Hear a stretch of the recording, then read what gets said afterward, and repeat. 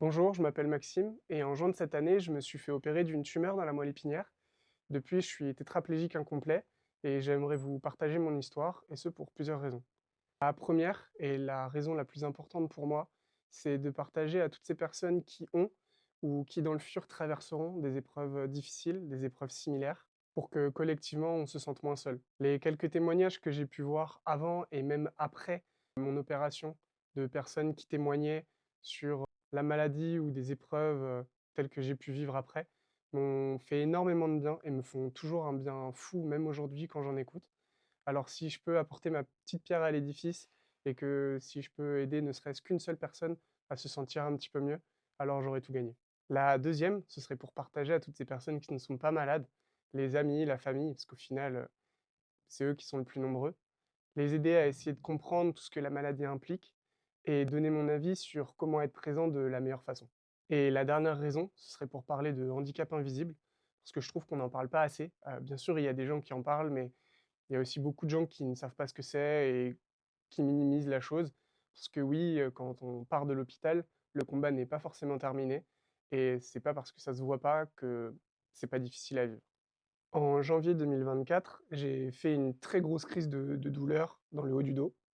Quand je parle de douleur, je parle, de douleur, atroce. J'avais l'impression que chaque battement de mon cœur me faisait l'effet d'un coup de poignard, donc ça s'arrêtait pas. Ça, se traduisait par, une impossibilité totale à m'endormir, à me reposer. Je devais faire les 100 pas tout le temps, parce que le mouvement atténuait un petit peu et relâchait mes muscles et du coup atténuait la douleur. Mais dès que je m'arrêtais, dès que je me reposais, tous les muscles de mon dos se recrispaient et ça me refaisait mal, instantanément. Je fais ce genre de crise depuis 2019, à raison, d'1 à 2 fois par an, et c'est des crises qui duraient, entre, 1 semaine et 4 semaines à chaque fois. J'avais déjà consulté, pour, me faire checker, auprès de plusieurs médecins et tous étaient assez unanimes. Pour eux, c'était pas grave, ils compatissaient parce que la douleur était, intense, mais pour eux, c'était pas grave, c'était des cervicalgies et il y avait juste à attendre que ça passe. Les crises, elles survenaient à chaque fois après un événement, stressant de ma vie, donc ça les confortait dans leur diagnostic et ils me donnaient, des médicaments à très forte dose pour essayer de me calmer, mais ça marchait pas. J'en reviens à ce début d'année, du coup, en janvier, où je faisais les 100 pas dans mon salon, à 4 heures du mat pour la 5e nuit d'affilée et en fait, c'est cette nuit-là que ma copine est venue me voir et m'a dit, «Bon, ça suffit Max, on va à l'hôpital, on va aux urgences, ça peut plus durer comme ça».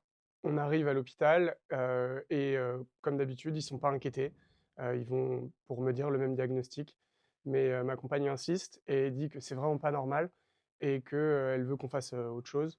Donc ils me donnent, des médicaments, et ça marche plutôt bien cette fois. Je sais pas ce qu'ils m'ont donné, mais on repart aussi, de là avec, une ordonnance pour faire une IRM la semaine d'après. La crise de douleur, elle part un petit peu comme elle est revenue. Entre-temps, moi, je fais l'IRM et une semaine d'après, on est convoqué, du coup, chez le médecin pour, avoir le résultat et on me trouve une syringomyélie entre les cervicales C3 et C6, C7. La syringomyélie, c'est une maladie rare qui se caractérise par la formation anormale d'une ou plusieurs cavités à l'intérieur de la moelle épinière. Cette médecin qui nous indique, que j'ai la syringomyélie, c'est pas une neurochirurgienne et elle est pas très spécialisée dans cette maladie. Donc elle nous explique un petit peu, à moi et à ma compagne, ce que ça implique, mais on ressort du rendez-vous, toujours, en sachant pas vraiment ce que c'est. Donc on regarde sur internet pour avoir un petit peu plus d'infos, chose à ne pas faire et on comprend toujours pas. C'est assez mal, documenté, enfin, c'est beaucoup de termes techniques, qu'on comprend pas, mais une chose est sûre, c'est qu'on est assez inquiété parce que ça a pas l'air très bénin comme truc. À la suite de ce deuxième rendez-vous, on est, redirigé vers, une neurochirurgienne qui, nous accueille, qui regarde les images et qui est complètement paniquée. Elle nous fait super peur. Elle voit, du coup, la syringomyélie, elle nous dit qu'elle a jamais vu, une poche, dans la moelle épinière aussi grosse. Elle me pose plein de questions sur, est-ce que, j'ai, des troubles dans les mains, des paralysies, est-ce que je sens bien le chaud et le froid? Je lui dis que tout est normal et elle est super étonnée. Encore une fois, elle est tellement paniquée qu'elle me dit d'arrêter, tout sport, même la course, que, le moindre choc peut, tout casser et me paralyser. On ressort de là, on est encore plus perdu, encore plus paniqué qu'avant et on ne sait pas quoi faire. Elle nous a juste, prescrit du coup un deuxième IRM avec cette fois un contrastant dans le sang pour mieux voir à l'image, ce que c'est et être sûr du diagnostic. Après ce rendez-vous, on est, comme je l'ai dit, vraiment en choc total. On est complètement perdu, traumatisé, et on se dit qu'on veut plus la voir celle-là, donc on prend rendez-vous avec 2 autres neurochirurgiens pour, confirmer, le diagnostic et avoir d'autres personnes, qui nous aident parce qu'elle nous a vraiment fait paniquer. Entre-temps, je fais, ce deuxième IRM avec le contrastant dans le sang et là, le verdict tombe, c'est pas une syringomyélie, c'est un épendymome, autrement dit une tumeur dans la moelle épinière.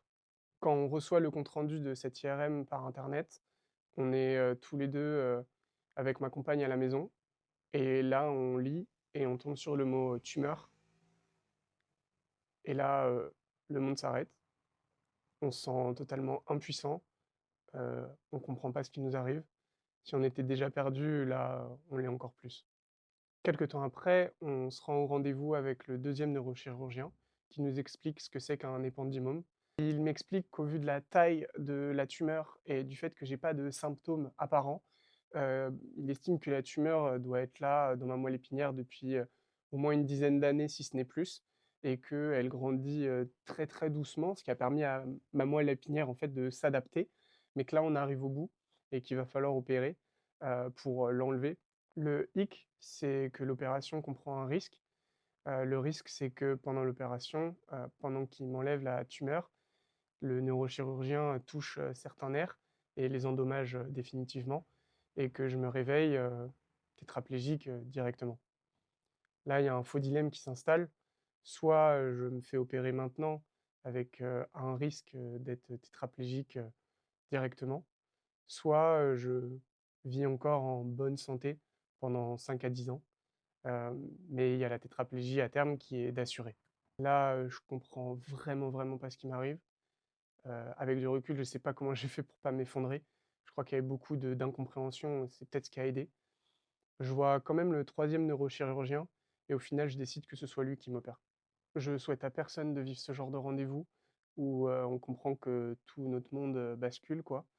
J'ai beau l'avoir raconté à quelques-uns de mes amis, hem, je voyais bien que les gens comprenaient pas réellement ce qu'on avait vécu à ce moment-là dans la salle du médecin. Je peux vraiment dire que c'était l'un, si ce n'est le pire moment de ma vie. Il y a tout qui s'effondre, quoi.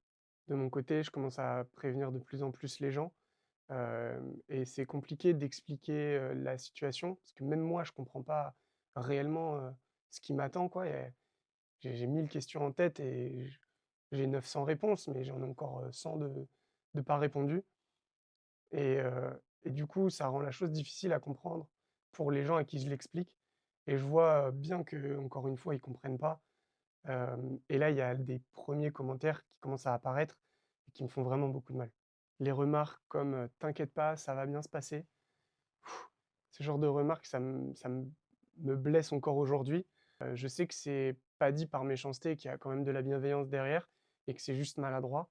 Mais en fait, ça me fait super mal parce que quand je parle de tumeur bénigne, les gens entendent, que c'est bénin, mais en fait, c'est pas du tout bénin, ça veut juste dire que la tumeur est pas cancéreuse.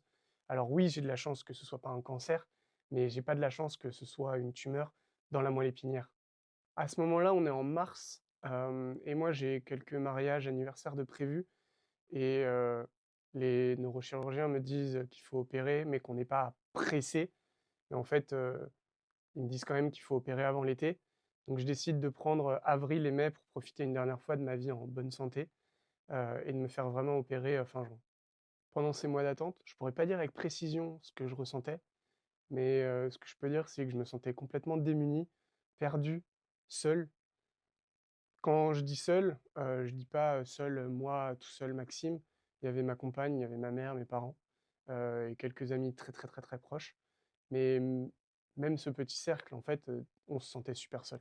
J'avais 1000 questions en tête, 1000 choses qui tournaient en boucle, mais il y en avait 2 principales. C'était, pourquoi moi?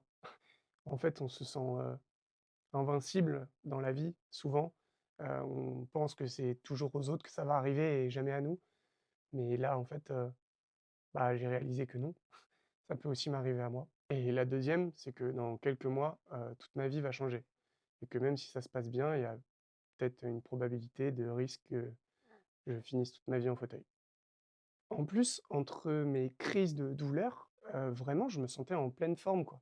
J'avais aucun symptôme, du coup ça rendait la chose vraiment irréelle parce que je savais que j'avais une tumeur, mais il y avait rien au quotidien qui me rappelait que j'étais malade. Donc j'avais l'impression que c'était pas vrai tout ça. On arrive finalement au 25 juin, la veille de l'opération. C'est là que j'ai été, hospitalisé et là, il y a des internes et des médecins qui se succèdent pour me réexpliquer, ce qui m'attend le lendemain. Et ils me réexpliquent comment l'opération va se passer, qu'ils vont, m'inciser au niveau de la nuque, qu'ils vont, écarter les muscles, m'enlever des bouts de cervical et essayer de passer dans la moelle épinière, pour, enlever la tumeur tout en ne touchant pas de nerfs et en endommageant le moins possible. Et il me redit qu'il se peut qu'au réveil, je ne puisse effectivement pas du tout bouger et qu'il faudra attendre plusieurs jours ou plusieurs semaines pour savoir si j'arrive à récupérer et que j'arrive à rebouger à terme, ou bien que la tétraplégie est là et qu'on n'y peut rien. Il me dit aussi qu'il comprend que j'ai peur, que même s'il y a plus de chances que ça se passe bien que l'inverse, il comprend que les probabilités pour moi, ça veut rien dire, que en fait, c'est un pile ou face quoi. Et je saurais pas vraiment expliquer pourquoi, parce que c'est des mots assez durs à entendre, mais en fait, toute la bienveillance qu'il a employée en me disant ça, ça m'a fait un bien fou. J'avais l'impression d'être un peu moins seul, d'avoir quelqu'un qui comprenait et ça m'a vraiment fait du bien. Mais en garde de nuit, il y a eu un interne qui lui, pour le coup, était vraiment pas sympa du tout. Avec ma famille, on l'a appelé pour que je puisse poser, encore, des questions. Les dernières, j'avais juste besoin d'être rassuré, quoi. J'étais quand même totalement paniqué, à ce moment-là. Et là, il nous a répondu que, ça servait à rien qu'on sache ça, que, l'opération, allait se passer comme ça devait se passer, que, les neurochirurgiens, savaient, leur métier et qu'on n'avait, pas à savoir. Et quand je lui dis qu'on m'avait dit que je pouvais poser des questions, il me dit que c'est comme ça que ça marche et qu'on ne va pas lui apprendre son métier. Je comprends que ce soit un métier difficile, je comprends que le service soit plein, mais ce manque de tact, ce manque de bienveillance, encore, aujourd'hui, je me l'explique pas et encore aujourd'hui, ça me fait mal rien que d'y penser. Je vais donner des exemples assez négatifs, sur l'hôpital, comme ça parce que je pense que c'est important d'en parler. Je vais aussi parler du positif parce qu'il y en a eu et dans mon cas, ça a vraiment été la majorité, du temps où c'était, très positif et on s'est bien occupé de moi. Mais c'est important pour moi de parler aussi du négatif parce qu'en tant qu'amis, en tant que famille, quand on vient nous rendre visite à l'hôpital, on ne se rend pas compte, de ces choses-là, on les voit pas, on les voit que quand on est patient.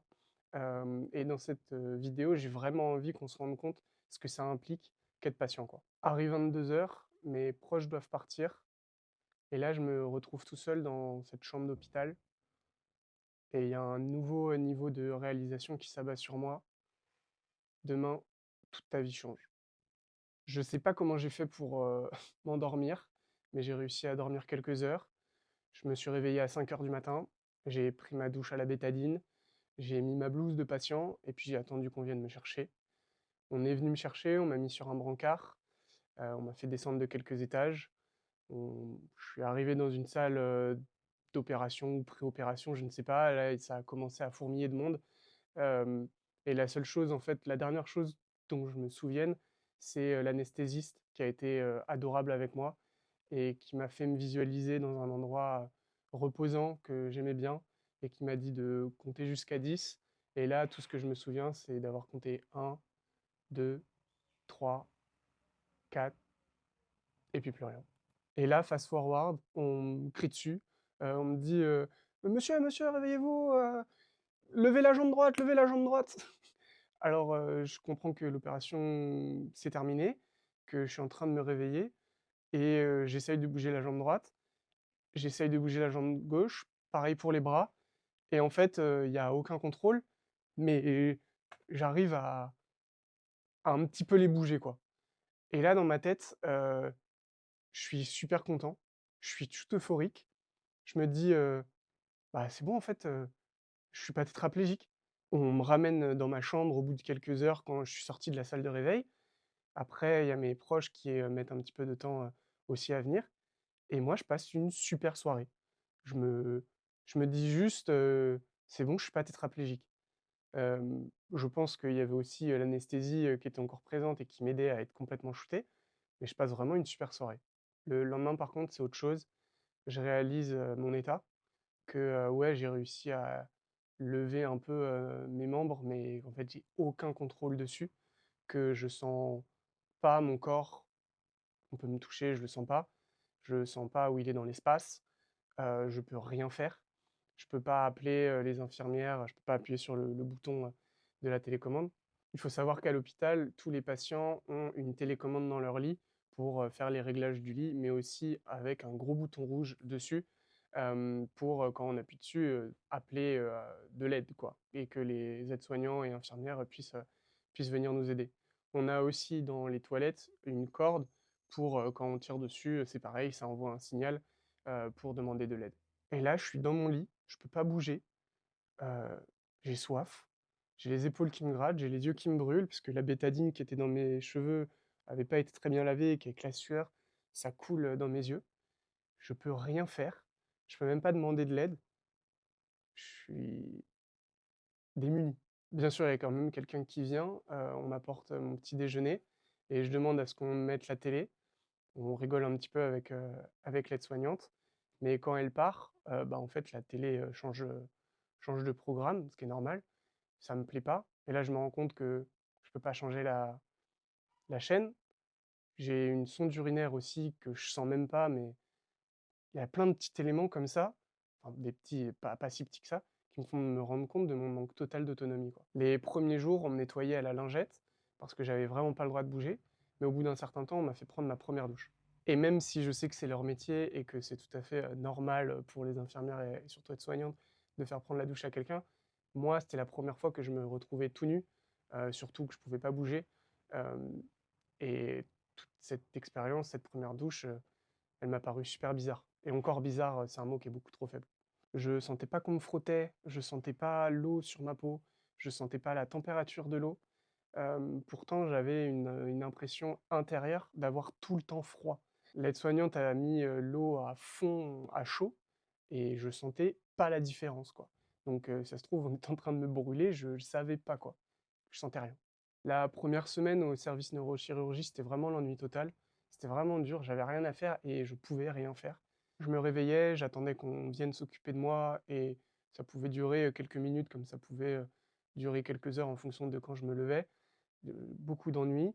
Puis ensuite, on venait s'occuper de moi, petit déj, toilette et cetera et puis après ça repartait et là je me retrouvais tout seul et en fait, j'attendais le déj et puis j'attendais 13 heures que mes proches, viennent, me rendre visite. Je J'adorais ce moment quand il y avait mes proches parce qu'enfin j'étais pas tout seul. J'avais la chance qu'ils puissent partir, assez tard, vers 22 heures et quand ils repartaient, bah, là je me ressentais tout seul. La journée, c'était génial quand quelqu'un de bienveillant s'occupait de moi, et c'était la majorité du temps, je tiens à le dire. Ça me sortait de mon comptage de carreaux, au mur quoi, et de mon ennui. Je remercierai jamais assez toutes celles qui m'ont vraiment fait sentir que j'avais le temps, de prendre mon petit déj, qu'on n'était pas pressé, hem, qu'on rigolait aussi avec moi, avec qui on commentait, les programmes télé, ça me faisait sentir, humain et pas seulement patient. Mais il y en avait d'autres, quand je les voyais, qui venaient s'occuper de moi, ça rendait la chose encore plus difficile à vivre. Pour revenir aux 48 premières heures, je devais absolument rester alité à 180 degrés dans le lit. J'avais même pas le droit à un oreiller. Pour ma cicatrice et que ça cicatrise bien, fallait vraiment que je bouge pas, quoi. Je pouvais pas bouger moi, mais fallait absolument, qu'on me déplace pas. Pourtant, 2 fois, il y a des aides-soignants qui sont venus me donner de l'eau et pour que j'avale mieux, alors que je leur avais dit qu'il fallait absolument que je reste alité, ils m'ont mis la main, sur la nuque, donc sur la cicatrice et ils m'ont redressé. Il y en a un qui m'a mis sur la selle un jour et qui a balancé ma poche d'urine par terre en me disant, «Au moins elle tombera pas plus bas», qui m'a mis la corde pour appeler, dans la main et qui a claqué la porte. À la seconde où il a claqué la porte, la corde, a glissé et j'avais plus aucun moyen d'appeler de l'aide. J'étais tout seul dans les toilettes, je tenais vraiment difficilement, assis tout seul. J'ai hurlé pendant 40 minutes, «S'il vous plaît, venez me chercher!» et personne n'est venu. Il a quand même fini par revenir en me méprisant parce que j'avais même pas réussi à me vider. Je suis passé au service rééducation au bout d'une semaine, le 2 juillet, la veille de mes 30 ans. Et pour continuer sur le sujet de la dignité, quelques jours plus tard, il y a une aide-soignante qui vient me faire ma toilette et elle amène une stagiaire avec elle. Puis dans la salle de bain, sur une chaise percée, tout nu, il y a l'aide-soignante, la stagiaire et moi, et ce, sans qu'on m'ait jamais demandé mon avis si j'étais OK que je serve de leçon. L'aide-soignante, elle me regarde même pas, et puis elle s'adresse à la stagiaire en lui disant: «Alors tu vois, faut leur prendre le bras comme ça, tu frottes, et puis là aussi, tu leur prends le truc, tu frottes.» J'avais l'impression de pas exister, quoi. Puis tout nu, on me frotte les parties intimes, comme si c'était une leçon ou que c'était un cours. Je suis devenu un cobaye, quoi. Le pire, c'est que c'est vraiment la seule fois que cette aide-soignante m'a fait un coup pareil. Elle a été géniale tout du long, mais voilà, à l'hôpital, parfois, on oublie que le patient, c'est un humain et ça donne, lieu à ce genre de situation complètement lunaire. En plus, si on m'avait demandé mon avis, j'aurais dit, «Oui, bien sûr, OK.» Mais là, on m'a jamais demandé. On m'a jamais adressé la parole, c'est comme si j'existais pas. Mais c'est dans ce service rééducation que les choses, ont commencé à s'enchaîner et que l'ennui a disparu. On me réveillait le matin, on me faisait manger mon petit déjeuner, ma toilette et ensuite, directement, on m'amenait en séance de rééducation. J'avais, APA, ergothérapie, kiné, psychomotricité. J'enchaînais les séances, jusqu'à 16h30 et là, mes proches, venaient, quasi, directement pour me rendre visite et ils partaient, entre 21h et 22h le soir. Et là, pour le coup, j'étais tellement crevé de ma journée, des efforts fournis, que j'arrivais, vraiment à bien dormir, quoi. Donc ça s'est vraiment enchaîné et je me suis plus ennuyé à partir de ce moment-là. J'ai passé 3 semaines en fauteuil. La première semaine, c'est la semaine où j'ai plus ou moins réussi à me mettre debout avec énormément d'assistance. J'arrivais pas à faire un pas, devant l'autre, mais au moins j'arrivais à tenir un petit peu en équilibre avec beaucoup, beaucoup de difficultés, mais quand même. La deuxième semaine, du coup, en service rééducation, on a mis un peu l'accent sur, la marche, et j'avais que ça en tête, quoi, essayer de marcher, marcher, marcher, essayer de marcher tout le temps. On m'a donné, un déambulateur qui m'aidait, mais que j'ai pas gardé très longtemps parce qu'en fait, mes mains étaient plus affectées, j'en parlerai après, et j'avais du mal à tenir le déambulateur. Mais ça m'a quand même aidé à progresser et la deuxième semaine, j'arrivais un petit peu à mettre un pas devant l'autre, mais jamais tout seul, quoi. J'avais vraiment besoin d'assistance. C'est à la fin de la troisième semaine, j'avais ma dernière séance qui était une séance d'APA et mon dernier exercice de la séance, ça a été de marcher en supervision, mais tout seul, le long d'un couloir. Après ce couloir-là, on m'a proposé de continuer le couloir, qui suivait et à la fin de ce deuxième couloir, alors que j'avais déjà mis énormément d'énergie, je pense que ça s'est vu dans mon regard que j'avais envie de continuer et on m'a proposé de continuer jusqu'aux ascenseurs. Quand je parle de marche, c'est même plutôt de la titubation, j'arrivais à mettre un pied devant l'autre, quoi, mais vraiment j'étais pas serein et ça me demandait énormément d'efforts. Donc je voudrais juste, calmer, sur le mot marche. Hem, mais j'ai quand même réussi à aller jusqu'aux ascenseurs. J'ai réussi à me tenir debout, dans l'ascenseur et à aller jusqu'à ma chambre. Là, il y avait des infirmières et des aides-soignantes qui m'ont vu et qui ont halluciné parce qu'ils ne pensaient pas que j'arriverais à me lever aussi vite. Je suis rentré dans ma chambre et on m'a assis sur mon fauteuil et là, j'ai les nerfs qui ont lâché. Je me suis effondré, j'ai pleuré. En fait, c'était toute la réalisation de ma situation. J'essayais, au quotidien d'être fort, mais là, la réalisation de me dire, tant d'efforts pour 200 mètres parcourus. Si un jour on m'avait dit que j'arriverais à être content d'avoir titubé sur 200 mètres, jamais je l'aurais cru, quoi. D'ailleurs, je sais que je parle pas assez du positif, mais j'ai vraiment eu une équipe en or, des rééducateurs, aides-soignantes, infirmières qui m'ont motivé au quotidien et ça m'a donné une force, vous pouvez même pas vous imaginer. Une semaine après, je marchais encore, difficilement, mais j'ai reçu, l'autorisation de marcher dans l'enceinte de l'hôpital par moi-même sans supervision et ça, bah, j'avais envie de marcher tout le temps, quoi. J'allais tout le temps en séance en marchant et c'était une énorme victoire. C'était une source de plaisir, immense.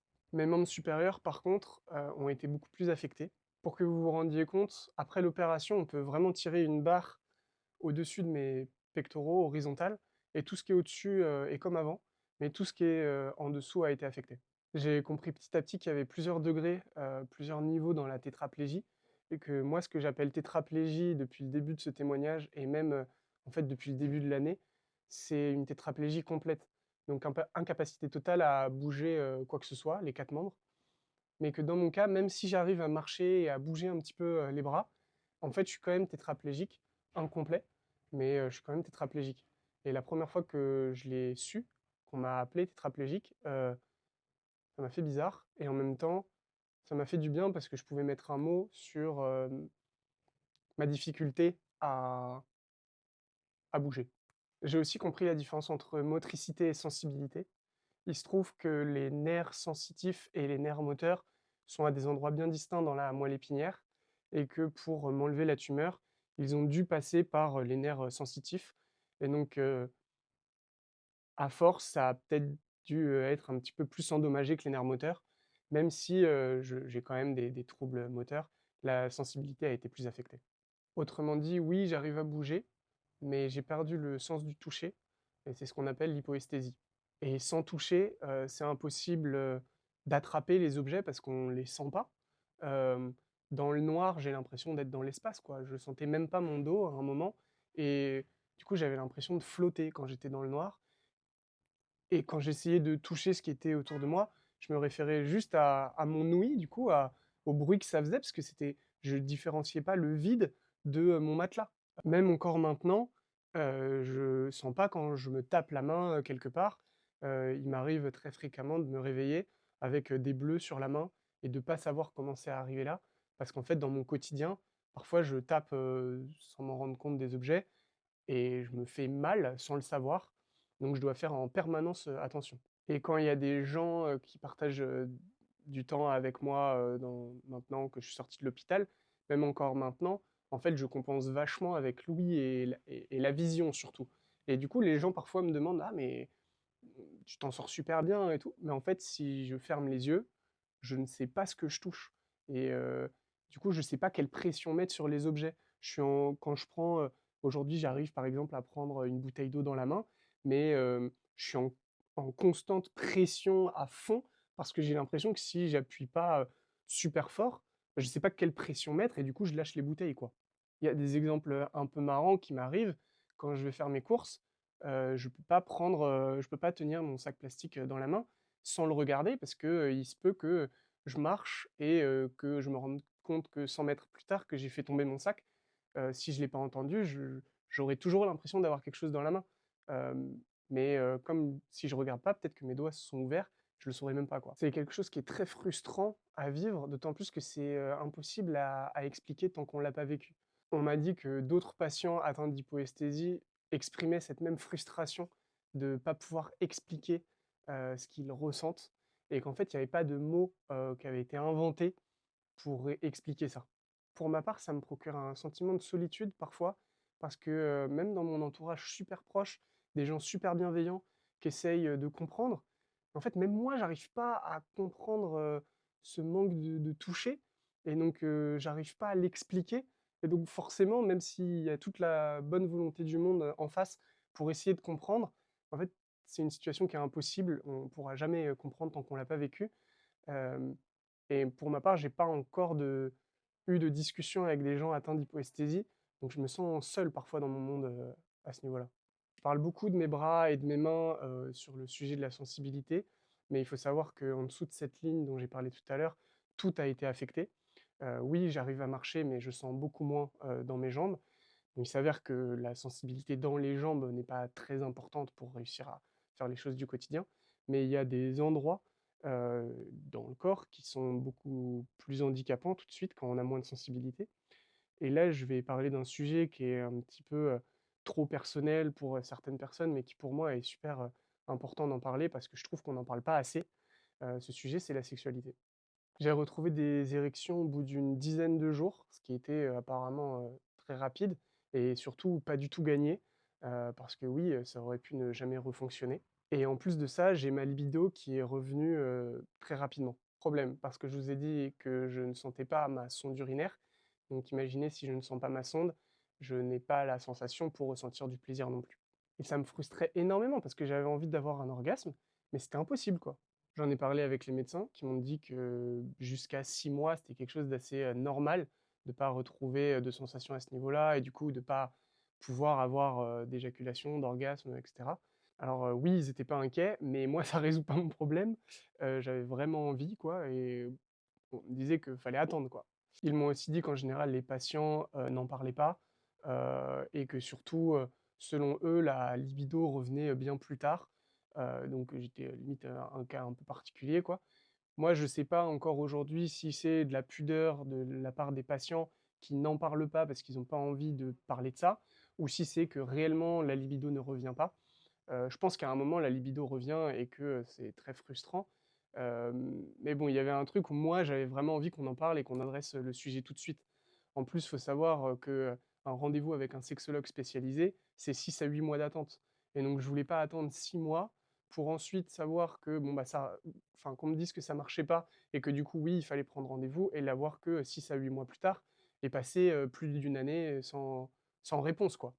J'ai insisté un petit peu, et même insister, c'est un bien grand mot, ils ont été super sympas. Ils m'ont pris rendez-vous du coup avec un sexologue et j'ai pu avoir le rendez-vous 3 mois plus tard.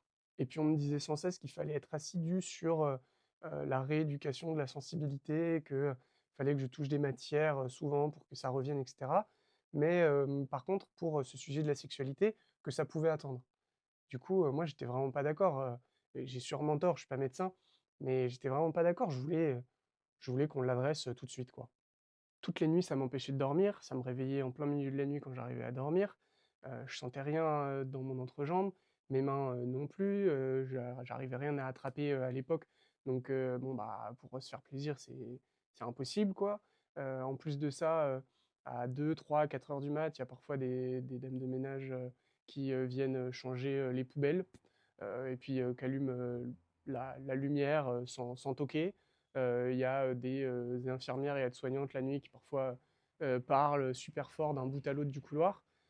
Tout ça, ça fait qu'il y a aucun moment d'intimité dans l'hôpital qui fait que tu vas pouvoir réapprendre à te connaître, à te réapproprier ton corps à ce niveau-là, quoi. Ça peut paraître bizarre que je parle de tout ça, peut-être certaines personnes vont se dire: «Pourquoi il parle de trucs aussi intimes?» mais je pense que les gens qui ont passé beaucoup de temps à l'hôpital, comprennent, ce que je veux dire. C'est super dur de se retrouver, tout seul, dans ces moments-là.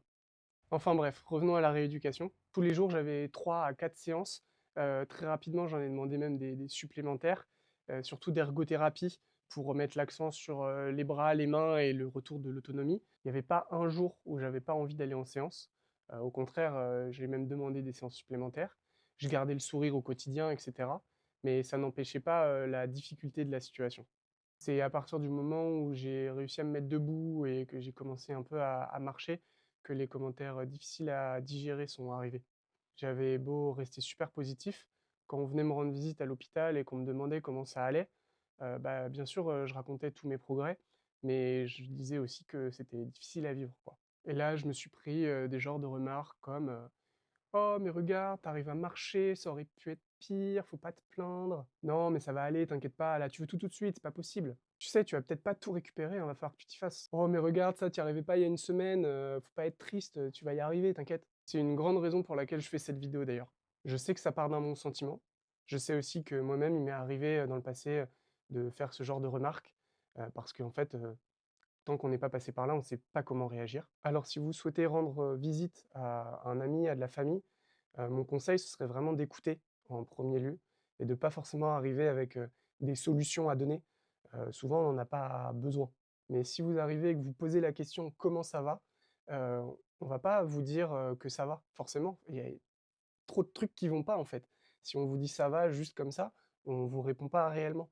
Donc faut être prêt à entendre la difficulté de la situation. Souvent, il y a rien à ajouter. Il y a une amie, il y a pas longtemps qui me disait: «Ouais, mais bon, si je te dis pas ça, tu veux que je te dise quoi?» Rien. Juste que tu sois là et que tu m'écoutes. Essayez de ne pas minimiser ou de comparer votre douleur à la nôtre, et de dire des choses comme, «Oui, mais ça aurait pu être pire». C'est terrible parce qu'en fait, oui, ça aurait pu être pire, mais ça aurait pu surtout ne pas arriver. Et puis une autre chose qui était dure et que, beaucoup de proches ne savaient pas, c'était l'incertitude de la récupération. C'est pas comme si je m'étais, cassé le pied et qu'il avait fallu mettre un plâtre et attendre que ça se répare. Non, moi, tous les médecins, tous les jours, me disaient, «Tu sais Max, on ne sait pas jusqu'où ça va aller». Et j'avais très peur de ça en fait, que ça revienne pas jusqu'au bout. Alors oui, j'étais très content des progrès que je faisais, j'étais même le plus content de ça, mais il y avait une énorme peur en moi et qui est toujours là, hein, de se dire, «Oui, je suis content des progrès que je fais, d'où je suis aujourd'hui, mais si ça s'arrête aujourd'hui, bah, en fait, je peux pas me satisfaire de ça. Je suis pas encore complètement autonome». Après avoir parlé des choses qui fâchent, je voudrais quand même finir par le positif, parce qu'il y en a eu. J'ai reçu énormément de messages de soutien, de visites, même de gens qui étaient pas forcément très proches de moi, et la force que ça m'a donnée, mais vous pouvez même pas vous imaginer, quoi. Ça m'a Je pense vraiment, en un sens, ça m'a sauvé, parce que de se sentir pas seul, pendant ces périodes-là, mais ça peut vraiment donner une force pour la récupération qui est pas négligeable, quoi. Et donc je le dis à tous ceux qui veulent l'entendre, ou qui ont besoin de l'entendre, si, vous avez envie d'envoyer ce message, si vous avez envie d'appeler cette personne qui, selon vous, en a besoin, mais que vous vous sentez pas légitime ou pas assez proche, mais franchement faites-le. Vous imaginez pas le bien que ça fait, quoi. Alors un conseil aussi, n'attendez pas de réponse. Pour moi, les questions comme, «Comment ça va?» trop ouverts sont à éviter. Un simple «Je pense à toi» suffit, et si il ou elle a la force de vous répondre, vous inquiétez pas, elle le fera. J'en profite du coup pour remercier toutes les personnes qui ont été là pour moi. Les messages de soutien, les cadeaux, les gâteaux, les bonbons, qui ont d'ailleurs, beaucoup aidé pour ma rééducation. Les amis et la famille qui sont venus me voir à l'hôpital, avec qui j'ai pu rire, discuter et en fait me sentir normal. Ça m'a fait énormément de bien. L'équipe de l'hôpital, parce que la majorité des gens ont été adorables et je tenais vraiment à les remercier. Merci à toutes les infirmières, les aides-soignants, les médecins, pour la patience d'avoir répondu à toutes mes questions, parce que oui, je sais que je pose beaucoup de questions. De m'avoir mis du plastique occultant sur mes vitres, la nuit pour que je sois plus dans le noir, de toute, la bonne humeur quand, vous me faisiez manger ou que vous m'habilliez. Vraiment, j'en passe, merci beaucoup. Merci au neurochirurgien qui m'a opéré et à toute l'équipe du bloc opératoire, bien sûr. J'ai eu, il faut le dire, beaucoup de chance, de passer entre vos mains. Merci à toute l'équipe de rééducation, les kinés, APA, psy, psychomotes, ergo. Je vous cite pas, mais vous m'avez tellement aidé. Merci de votre bonne humeur. Merci d'avoir été aussi à l'écoute, d'avoir organisé des activités ludiques pour la rééducation, de m'avoir toujours poussé, encouragé. Vraiment, je vous oublierai jamais. Merci à ma mère qui a été là tous les jours en soutien et qui m'a cuisiné des bons petits plats faits maison, et puis qui a aussi aidé à documenter toute mon évolution. Et bien sûr, ma compagne, mon amoureuse, tu m'as soutenu et tu m'as porté tout du long de l'année. Je suis tellement chanceux de t'avoir. Tu as été là tous les jours à prendre soin de moi, à gérer la communication avec mes proches quand j'étais paralysé. Tu m'as toujours fait me sentir être aimé. J'ai pas les mots pour te dire à quel point je t'aime, mais je pense que tu le sais.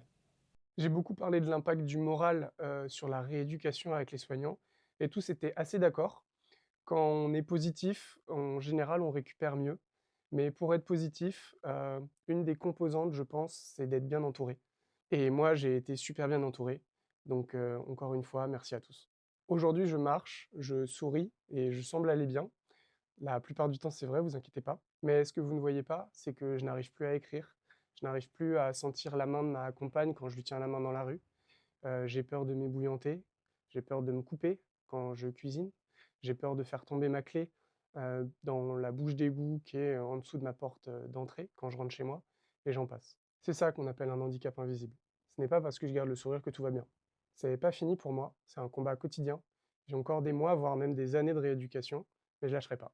Si ce témoignage, cette vidéo vous a parlé, que ce soit de près ou de loin, que vous connaissez quelqu'un qui a vécu des choses, similaires, difficiles, n'hésitez pas à mettre un commentaire et d'écrire, ce que vous avez vécu. Je pense sincèrement que si plus de gens témoignaient, on se sentirait tous moins seuls dans nos maladies.